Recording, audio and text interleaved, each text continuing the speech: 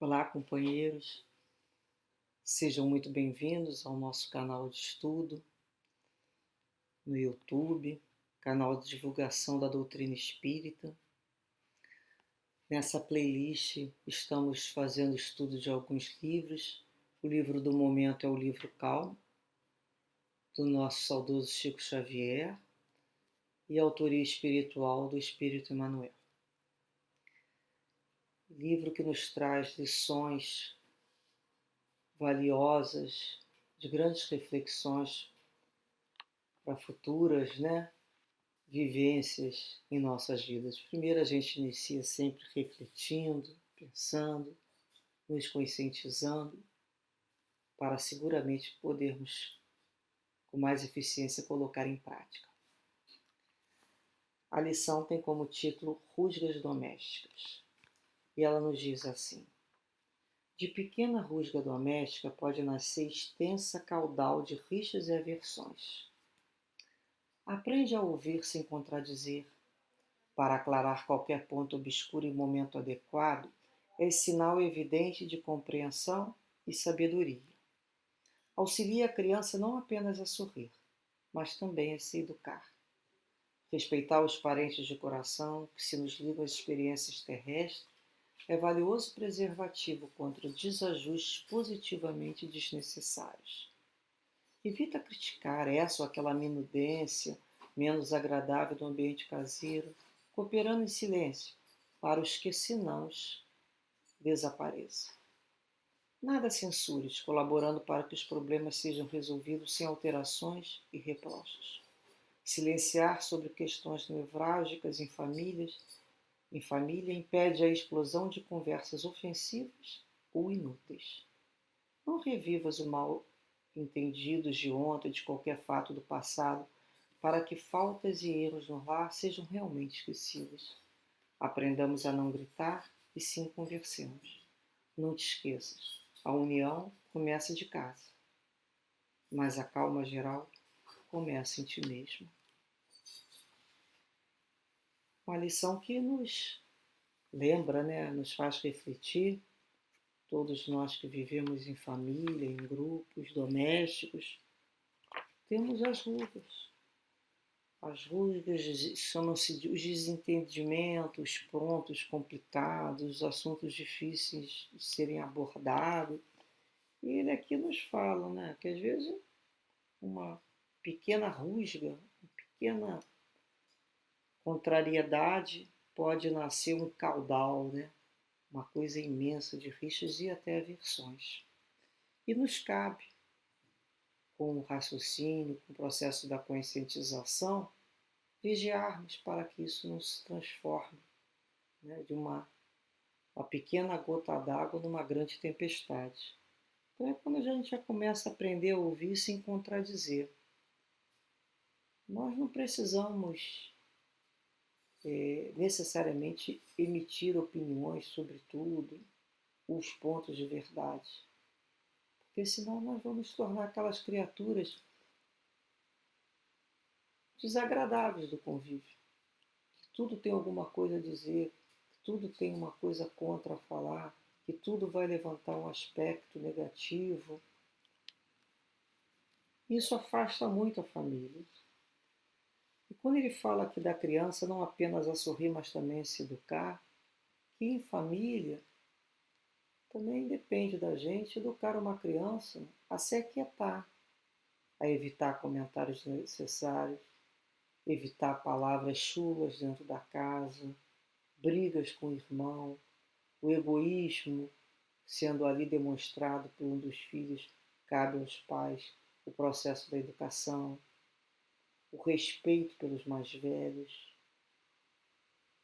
a liberdade da criança, ela é muito boa no sentido de expansão da sua criatividade, mas não da deseducação, mas não para que aquela criancinha se torne aquele elemento familiar desagradável.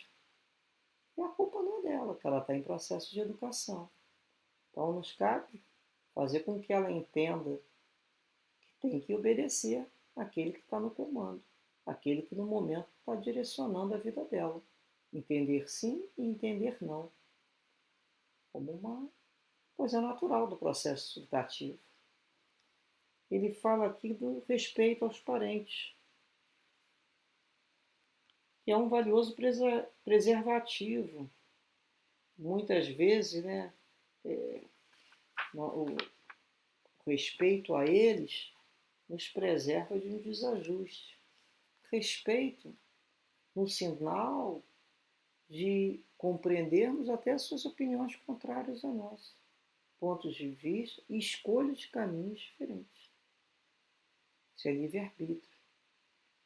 A estima por eles, o afeto, deve prevalecer independente de qualquer tipo de condição.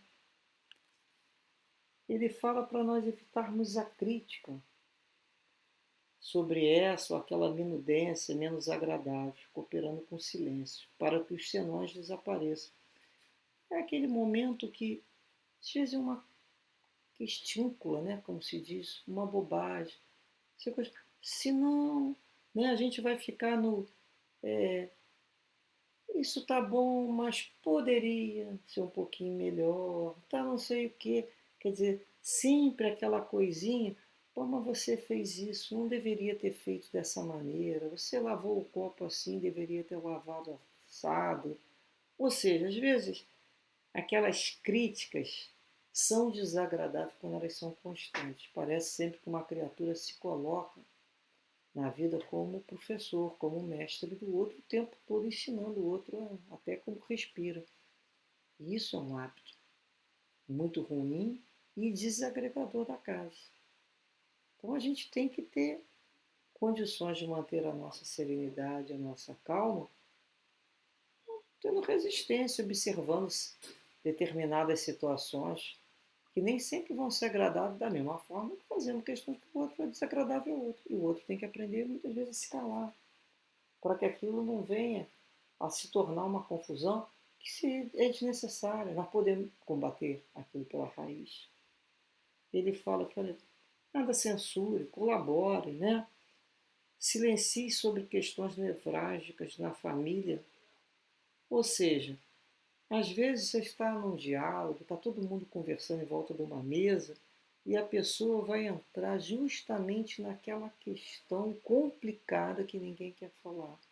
Porque ainda não está resolvido, porque ainda causa dor, porque ainda tem mágoa sobre aquilo mesmo, ainda está tentando vencer. E a pessoa vai tocar justamente naquele ponto. Para que vamos fazer isso? Ah, é importante, né, que isso seja drenado. Mas não é assim. Ninguém drena nada com violência, porque vai machucar cada vez mais. É quando a pessoa, né, faz tudo para que aquela conversa não vire uma explosão de ofensas um com os outros de forma inútil, né? Ou então ficar lá revivendo naquele momento o passado, as faltas, mas você fez aquilo outro, mas você lembra quando você era criança, o que você fez, o que você deixou de fazer? E a gente pensa, por que isso é necessário? Os nossos encontros têm que ser mais saudáveis, para edificar o outro, para ensinar o outro a crescer pelo que ele tem de melhor, demonstrar ao outro o quanto ele é bom no sentido que ele pode melhorar, o quanto ele é importante na nossa vida, o quanto a gente já consegue reparar o que ele tem de saudável. Nós não nos juntamos ali para um destacar o que o outro tem pior. Isso é uma conversa doentia, que vão gerar cada vez mais brigas. E muitas vezes, né, ficam aquelas brincadeiras. Não, mas eu só estava brincando, eu só estava brincando. E nessa brincadeira as pessoas vão falando as suas verdades, que na realidade quer machucar o outro. E no final está todo mundo chateado, cada um para o seu lado, e a família se desmontando. Portanto, ele nos fala também para aprender a conversar. E conversar tem um tom de voz adequado, que é bem diferente de gritar. Às vezes a gente, né, quando está longe, está com preguiça de ir lá chamar o outro, berra na casa. Fulano, vem cá. Fulano, vem cá. Mas quem está ouvindo ser berrado é muito desagradável. Uma pessoa ficar berrando a gente ou o nome da gente. Então, isso cria um tumulto no outro, uma má vontade até para atender. Então, vamos vencer lá a preguiça e vamos lá perto do outro e vamos convidar o outro para viver o que a gente está querendo, chamar para alguma coisa que a gente é necessário chamar. Lógico que existem momentos que a gente chama momentos de emergência, aí não tem jeito, mas vamos sempre procurar distinguir um momento do outro e no final ele fala que a união começa em casa. Realmente, o aprendizado da união, de nos unirmos em coração, é na nossa casa. Mas a calma geral de todos nós começa mesmo dentro da gente. Quando nós resolvemos fazer essa calma ser protegida e segura dentro dos nossos corações, a união familiar já tem uma grande garantia, porque ela tem um ambiente em torno dela de proteção e de muita serenidade. Que dessa maneira, então, Jesus nos abençoe e lembremos sempre, façamos tudo para evitar um disse-me-disse, uma conversa mais arrepiada, que a gente aqui chama, mais espinhosa. Vamos buscar falar o que é bom, o que é belo, o que é sadio. Vamos colaborar no mundo com a melhor parte que nós já trazemos dentro de nós, que é o entendimento do amor de Jesus para com todos nós. Muita paz, que Deus nos abençoe, paz sempre com todos. Graças a Deus.